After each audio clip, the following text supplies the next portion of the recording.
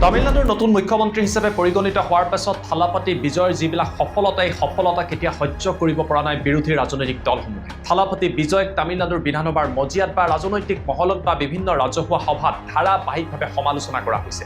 বিৰোধীত থকা DMKৰ তৰফৰ পৰা এনেকুৱা এটা পৰিৱেশ সৃষ্টি কৰা হৈছে যে এটা মাহৰ ভিতৰতেই থালাপাতি বিজয়ে সকলো পৰিৱৰ্তন কৰিব লাগে আৰু এই সমালোচনাবিলাকৰ এতিয়ালৈকে মুখ্যমন্ত্ৰীগৰাকীৰ তৰফৰ পৰা কোনো উত্তৰ দিয়া নাছিল। কিন্তু হঠাৎ তামিলনাডুৰ বিধানসভাৰ মজিয়াত বিজয়ক যথেষ্টভাৱে সমালোচনা কৰা হ'ল। তেওঁ যেতিয়া ৰাজ্যপালৰ অভিবাদনৰ ওপৰত ভাষণ দি আছিলে তেওঁক বাৰে বাৰে DMKৰ তৰফৰ পৰা বাধা দিয়া হ'ল, ৱাকআউট কৰা হ'ল আৰু ইয়াৰ জৰিয়তে অস্থিৰ কৰিবলৈ চেষ্টা কৰা হ'ল। অৱশেষত তামিলনাডুৰ মুখ্যমন্ত্ৰীগৰাকীয়ে চিনেমাৰ কায়দাৰে চিনেমাৰ ষ্টাইলত তামিলনাডুৰ বিধানসভাৰ মজিয়াত বিৰোধীক উত্তৰ দিলে আৰু এই মুহূৰ্তত থালাপাতি বিজয়ৰ এই চিনেমাৰ কায়দা সমগ্ৰ দেশত এতিয়া ভাইৰেল হৈ পৰিছে।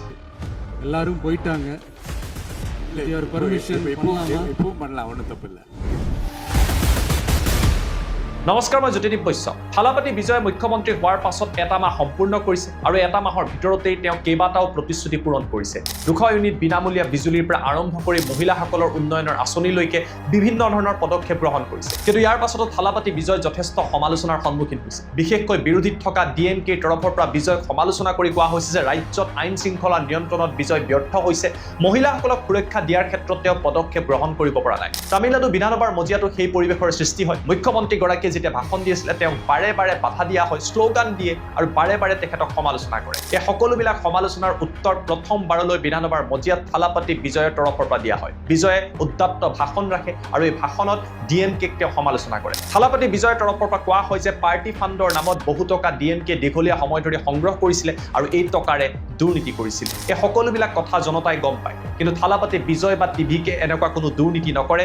দুৰ্নীতিৰ পৰা তেওঁলোক আঁতৰত থাকিব আৰু তাৰ বাবে এই দল আৰু চৰকাৰ গঠন কৰা হৈছে। ইয়াৰ পাছত থালাপাতি বিজয়ৰ তৰফৰ পৰা কোৱা হৈছে যে বিগত সময়ত তামিলনাডুত যিবিলাক দুৰ্নীতি হৈছিলে সকলোবিলাকৰ তথ্য সংগ্ৰহ কৰা হৈছে।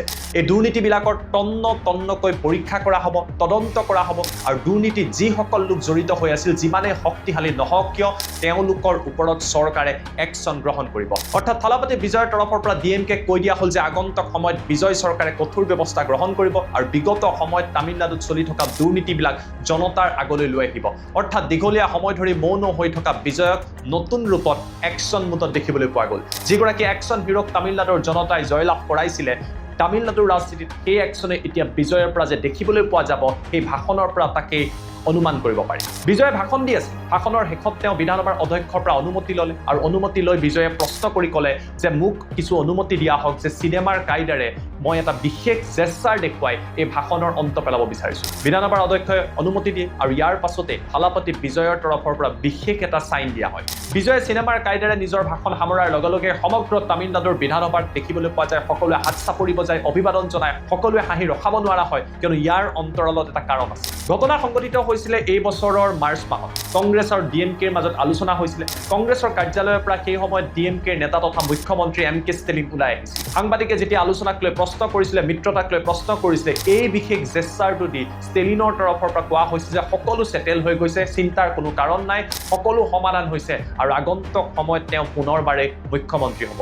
অৰ্থাৎ টিভিকে নাই বা আন কোনো দল যে ফেক্টৰ হ'ব নোৱাৰে সেই কথাই ষ্টেলিনে নিজৰ সমৰ্থকক এই বিশেষ জেষ্টাৰৰ জৰিয়তে বা ভংগীমাৰ জৰিয়তে দিব বিচাৰিছিল। এই কথাটো হয়তো থালাপাতি বিজয়ে যথেষ্ট মনত ৰাখিছিল আৰু ইয়াৰ উত্তৰ মুখ্যমন্ত্ৰী হোৱাৰ পাছত বহুদিনৰ পাছত বিজয়ৰ তৰফৰ পৰা DMKক দিয়া হ'ল। ইয়াৰ বাবে থালাপাতি বিজয়ৰ এই চিনেমেটিক ভংগীমা বা এই চিনেমেটিক জেষ্টাৰক লৈ এতিয়া ব্যাপকভাৱে চৰ্চা চলিছে আৰু সমগ্ৰ দেশত এতিয়া ই ভাইৰেল হৈ পৰিছে। বহুতে ক'ব বিচাৰিছে এগৰাকী চিনেমাৰ ছুপাৰষ্টাৰে এতিয়া চিনেমাৰ কায়দাৰে ৰাজ্যলৈ পৰিৱৰ্তন অনাৰ চেষ্টা কৰিছে। எல்லாரும் போயிட்டாங்க. your permission பண்ணலாம் ஒன்றும் தப்பு இல்லை. এয়া আছিলে থালাপাতি বিজয়ৰ নতুন ভাইৰেল মুভমেণ্ট, যিটো সমগ্ৰ দেশত যথেষ্ট চৰ্চিত হৈ পৰিছে। থালাপাতি বিজয়ে আগন্তুক সময়ত ৰাজ্যখনৰ বাবে কি কৰিব বা তেখেতৰ ৰাজনীতিক লৈ আপোনালোকে কি ভাবে আমাক কমেণ্ট কৰি জনাবলৈ নাপাহৰিব।